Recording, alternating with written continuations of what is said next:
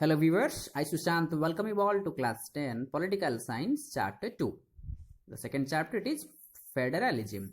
Today we'll continue part 2. The first part we'll see how federalism practiced. वो कैसे practice किया जाता है। सबसे पहले एक सक्सेसफुल फेडरलिज्म के लिए डेमोक्रेटिक जो हमारा डेमोक्रेसी है, डेमोक्रेसी का one of the most important feature federalism है। तो ये जो स्पिरिट ऑफ फेडरलिज्म को इंश्योर करने के लिए जो डाइवर्सिटी को डिफरेंसेस जो है हमारे देश में उसको रेस्पेक्ट देना चाहिए और सारे लोग लिविंग टुगेदर थिंकिंग मन में रखना चाहिए। फिर हम बात करेंगे लिंग्विस्टिक स्टेट्स। लिंग्विस्टिक स्टेट्स क्या होता है? The making of states on the basis of language, the creation of linguistic states. ये सबसे पहले एक बहुत बड़ा परीक्षा हमारे देश के लिए था, डेमोक्रेसी के लिए, लेकिन सक्सेसफुली वो इम्प्लीमेंट हुआ था। बहुत सारे ओल्ड स्टेट्स जो थे वार्निश हो गए, न्यू स्टेट्स बने। जब हमको आज़ादी मिला 1947 के बाद ये सब स्टेट्स बना और बहुत सारे एरियाज बाउंड्री जो था ये सब अलग अलग नाम में बांटे गए, स्टेट्स हो गए। तो लिंग्विस्टिक स्टेट्स का दूसरा पार्ट हम देखेंगे कि ये जो क्रिएशन हुआ, जो बना on the basis of language हुआ और बहुत सारे डिफरेंसेस कल्चर को लेके ये हुआ। लैंग्वेज के अलावा, लैंग्वेज को छोड़ के, सारे स्टेट्स तो लैंग्वेज के बेसिस में नहीं हुआ, तो लैंग्वेज को छोड़ के ऐसा कुछ स्टेट्स हैं जो कि कल्चर को लेके, एथनिसिटी को लेके, ज्योग्राफिकल बाउंड्री को लेके भी हुआ। एग्जाम्पल लेंगे जैसे कि नागालैंड, उत्तराखंड, झारखंड, ऐसे कैटेगरी में आते हैं। तो जब हम बात करते हैं ये जो स्टेट लैंग्वेज हुआ, जो फॉर्मेशन हुआ, जो नेशनल लीडर्स थे वो डरने लगे कि ये लैंग्वेज बेसिस स्टेट में डीसी इंटीग्रेशन तो ना आ जाए हमारे देश को, तो ये सब डरने लगे। बट ये जो एक्सपीरियंस इसे बाद में मिला कि लिंग्विस्टिक स्टेट्स जो हुआ, हमारे देश का जो यूनिटी है बढ़ने लगा और जो एडमिनिस्ट्रेटिव सिस्टम है वो इजी होने लगा। फिर हम देखेंगे ये लैंग्वेज पॉलिसी क्या होता है।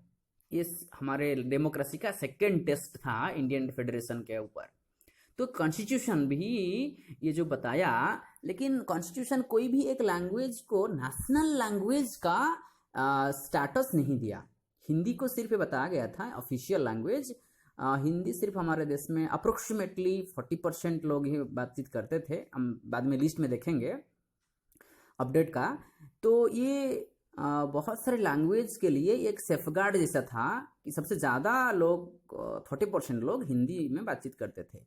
हिंदी को छोड़ के, हिंदी के साथ साथ और भी 21 लैंग्वेजेस ऐसे थे जिसको हम शेड्यूल्ड लैंग्वेजेस कहते हैं, जो कि रजिस्टर्ड है। शेड्यूल्ड लैंग्वेजेस का मतलब registered languages in the constitution, constitution ने रिकॉग्नाइज किया है।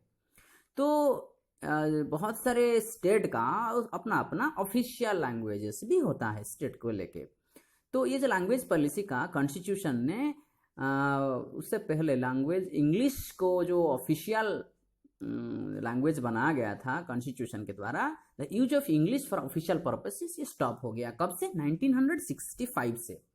तो बहुत सारे नॉन हिंदी स्पीकिंग स्टेट्स जो थे वो डिमांड किए कि इंग्लिश को भी ऑफिशियल लैंग्वेज करना चाहिए, क्योंकि उनको हिंदी बहुत प्रॉब्लम होता था। तो हमारे देश जो प्रमोशन लैंग्वेज करता था, इसका सेंट्रल गवर्नमेंट ये नहीं बोलता था कि सिर्फ हिंदी को स्टेट या नेशनल लैंग्वेज करे, ऐसा नहीं।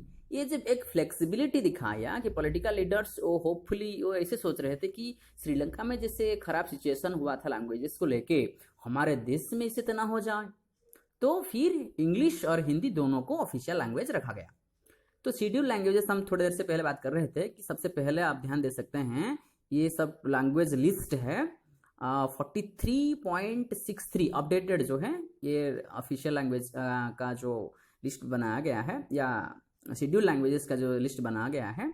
और आप देख सकते हैं लिस्ट में, और बीच में एक संस्कृत का एन लिखा हुआ होगा, आप देख रहे होंगे। इसका मतलब मैं इसलिए बोल रहा हूँ क्योंकि इसमें डिजिट नहीं है, ये नेग्लिजिबल है, बहुत कम है, इसलिए नहीं दिया गया है, एन फॉर नेग्लिजिबल। फिर बात किया गया है कि ये जो सेंटर और स्टेट, ये दोनों के बीच में रिलेशनशिप कैसा है। तो ये जो रिलेशन है, स्टेट गवर्नमेंट जो है ये खुद का सबसे पहले खुद का कुछ राइट्स इतना ज़्यादा नहीं था।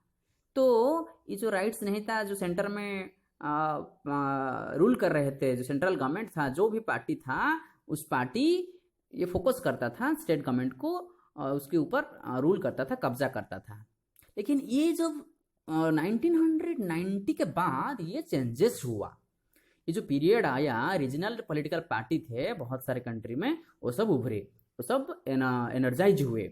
अब एक इमेज देख सकते हो, पिक्चर देख सकते हो, उसमें बताया गया है पावर कैसे शेयर किया जा रहा है अलग अलग स्टेट को।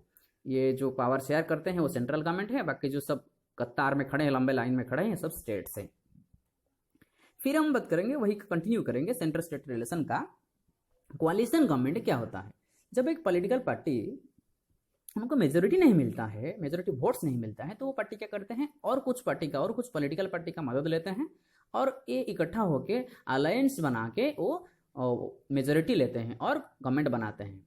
तो मेजोरिटी क्या होता है, इसका मीनिंग क्या होता है, जितना नंबर ऑफ सीट्स हैं, ये टोटल सीट्स डिवाइडेड बाई 2 + 1। एक एग्जाम्पल ले लेंगे, मान के चलो कि सीट्स टोटल 100 हैं, तो मेजोरिटी कैसा होगा, 100/2 + 1 = 51 मेजोरिटी है।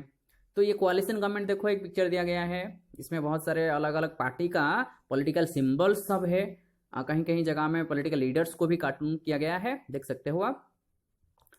फिर हम देखेंगे ये जो पावर हुआ, इसको डिसेंट्रलाइज कैसे किया, कि इससे किया गया। डिसेंट्रलाइज का मतलब क्या है, नॉट सेंट्रलाइजेशन। एक ही जगह में पावर को इकट्ठा करके नहीं रखेंगे, उसको डिवाइड करेंगे। इसका मीनिंग सबसे पहले देखेंगे कि जो पावर को डिस्ट्रीब्यूट किया जाएगा हॉरिजॉन्टली वर्टिकली, ये जो टर्म के बारे में हम पहले से पढ़ चुके हैं। तो ये जो पावर को एक सेंट्रल गवर्नमेंट से लेके बाकी जो स्टेट गवर्नमेंट और लोकल गवर्नमेंट को डिस्ट्रीब्यूट करना, ये प्रोसेस को कहते हैं डिसेंट्रलाइजेशन। तो हम पढ़े हैं 2 टायर्स ऑफ गवर्नमेंट, हम पहले से पढ़े थे, नेशनल लेवल जो कि सेंट्रल लेवल और स्टेट लेवल। लेकिन बाद में फेडरल पावर शेयरिंग जो हुआ, इंडिया को और एक लेवल ऑफ गवर्नमेंट को जरूरत हुआ, जिसको हम कहते हैं 3rd टायर और local government, better we can say that local self government. तो लोकल सेल्फ गवर्नमेंट जो रहा, इसका मेन मोटो क्या था, मेन एम क्या था, बेसिक आइडिया ये था कि ये पावर जो बता दिया जाएगा लोकल गवर्नमेंट को, जो लोगों का प्रॉब्लम्स है, जो इशू है, वो बहुत आसानी से सॉल्व हो जाएगा, क्योंकि लोकल लेवल में लोगों को डिसीजन मेकिंग प्रोसेस में डायरेक्टली पार्टिसिपेट करने के लिए मौका मिलता है। तो फिर आगे हम जाएंगे उसी पॉइंट का। तो ये जो डिसेंट्रलाइजेशन है, कॉन्स्टिट्यूशन ने रिकॉग्नाइज किया, बहुत बड़ा मेजर स्टेप्स लिया 1992 में। तो कॉन्स्टिट्यूशन ने बताया, कुछ अमेंडमेंट किया, कुछ बदलाव किया 3rd टायर ऑफ डेमोक्रेसी में। सबसे पहला ये पॉइंट था कि कॉन्स्टिट्यूशनली ये बताया गया कि रेगुलर इलेक्शन होगा लोकल गवर्नमेंट में हर 5 साल के बाद, जैसे कि यहाँ हो रहा है। और सीट्स रिजर्व किया गया किसके लिए, शेड्यूल कास्ट के लिए, शेड्यूल ट्राइब के लिए और ओबीसी के लिए, अदर बैकवर्ड क्लासेस के लिए। 3rd पॉइंट में क्या है कि जितना सारे सीट्स होगा, उनमें से 1/3 ऑफ जो परसेंटेज वोमेन लोगों के लिए होगा, महिलाओं के लिए रिजर्व रहेगा। और ये जो इंडिपेंडेंट इंस्टीट्यूशन रहेगा, जैसे कि स्टेट लेवल में एक स्टेट इलेक्शन कमीशन रहेगा, जो कि इलेक्शन को इम्पार्शियली, बिना पार्शियलिटी के साथ वो कंडक्ट करेगा, पंचायत इलेक्शन और म्युनिसिपल इलेक्शन को। और जो स्टेट गवर्नमेंट रहा, स्टेट गवर्नमेंट में क्या करेगा, लोकल गवर्नमेंट को कुछ पावर शेयर करेगा, कुछ रेवेन्यू, कुछ टैक्सेस, कुछ पैसा वो सपोर्ट देगा लोकल गवर्नमेंट को। और ये ऐसे ही पावर शेयरिंग जो है, ये स्टेट टू स्टेट थोड़ा डिफर होता है, थोड़ा वैरी करता है। तो हम अभी थोड़ा नजर डालेंगे रूरल लेवल एडमिनिस्ट्रेशन क्या होता है। रूरल लेवल एडमिनिस्ट्रेशन जो कि गांवों का लेवल में पंचायती राज सिस्टम, और अर्बन लेवल एक होता है। तो पहले हम बात करेंगे रूरल लेवल। रूरल लेवल में सबसे ग्राउंड वाला, रूट वाला जो अथॉरिटेरियन है, जो ग्रुप है, इसको हम कहते हैं पंचायत। बहुत सारे गाँव को लेके पंचायत बनता है। और पंचायत में कौन रहते हैं, सरपंच लीडर होते हैं। और वैसे ही गांव में मीटिंग, साल में 2-3 बार मीटिंग होता है। गांव का जो कुछ वार्ड होता है, वार्ड का वार्ड मेंबर रहते हैं, तो उसमें वो सब गवर्नमेंट ऑफिशियल्स का जो काम करते हैं, लोगों का प्रॉब्लम्स को समझते हैं और ऐसे चलता है। ये सबसे छोटा वाला। उससे थोड़ा बड़ा, उससे ऊपर बहुत सारे पंचायत को लेकर पंचायत समिति बनता है, जिसको हम ब्लॉक कहते हैं।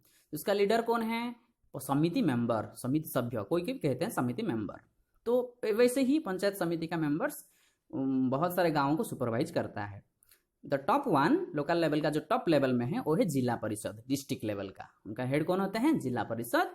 और ये होते हैं सब पॉलिटिकल लीडर्स, जो बात किया हम, सरपंच, समिति मेंबर, जिला परिषद, उन लोगों के लिए इलेक्शन होता है। और सरकार के तरफ से भी अपॉइंटमेंट होता है, जो कि ऑफिशियल अपॉइंटमेंट। जिला परिषद का जैसे कि डिस्ट्रिक्ट का हेड कलेक्टर होते हैं, जैसे कि ब्लॉक का बताया जाता है, ब्लॉक का बीडीओ ब्लॉक डेवलपमेंट ऑफिसर्स होते हैं। पंचायत का वैसे ही पंचायत का एग्जीक्यूटिव रहते हैं, पंचायत एग्जीक्यूटिव सेक्रेटरी हम कहते हैं, पंचायत सेक्रेटरी। तो ये गवर्नमेंट की तरफ से अपॉइंटमेंट होते हैं। नेक्स्ट हम बात करेंगे अर्बन लेवल एडमिनिस्ट्रेशन क्या होता है। अर्बन लेवल में वैसे ही तीन लेयर का होता है। सबसे छोटा वाला जो है municipality, accordingly the same process, just name change. Municipality, उनका लीडर होते हैं चेयरमैन, और उससे थोड़ा बड़ा म्युनिसिपल काउंसिल, उनका चेयरमैन होता है। और लास्ट सबसे बड़ा वाला म्युनिसिपल कॉर्पोरेशन, बिग सिटीज जो होता है, उसके जो लीडर होते हैं उनको हम मेयर कहते हैं। This is the process of urban administration. So dear students, this is all about this chapter number 2. The chapter gets over, and for more information, more data, more knowledge, you may go through the description. All of you take care of your studies. Once again, we'll meet in the next video. Thank you.